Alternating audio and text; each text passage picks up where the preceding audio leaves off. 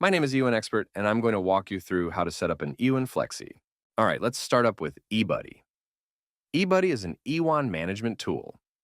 You're going to see all the Ewons you're connected to via Ethernet or remotely. You're going to be able to see things like an Ewon's serial number, the device type, its IP address, and the firmware. It's going to show all the Ewons you're connected to via your network adapters. You don't even have to be on the same subnet. You also get options to open the browser setup, set the IP address, do a backup or restore a backup, upgrade its firmware, or manage the contents of an SD card. Once you connect to a unit remotely, which I'll show you later, this will also come up. As you can see, it'll show you what you're connected to via LAN or remotely. Let's open the browser setup. Firstly, let's go into the wizards.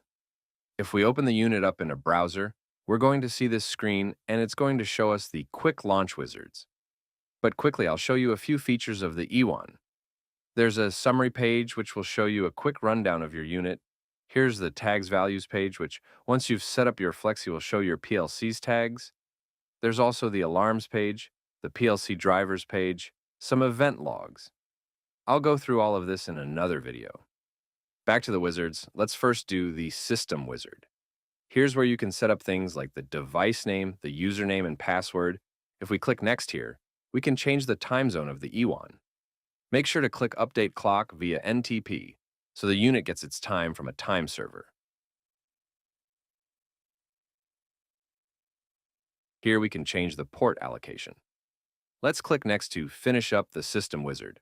Let's move on to the Internet wizard. Here's how you give your unit internet. I've got the following options for my unit. Depending on what unit you have, you'll have different options. I'm going to pick 4G. Next, we'll pick our SIM card settings. Usually it's Telstra.internet for Telstra and Internet for Optus. You'll have to pick the settings that match your SIM card. Unless you've set one up, there's usually no username or password for your SIM card. Just keep clicking Next until you reach the Internet connection test. Here it'll do a short connection test to see if your internet is working. I'll just skip ahead a bit to save you guys time. All right, it's finished. Let's click Finish to be done. We can also set up a secondary internet connection, so if the primary one goes down, it'll revert to its fallback.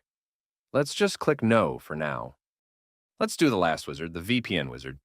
You can input the activation key from your eCatcher account to attach the Ewon to your account. It'll just do a short test to make sure everything is working. All right, cool, all done. Generally, green means good, red means bad.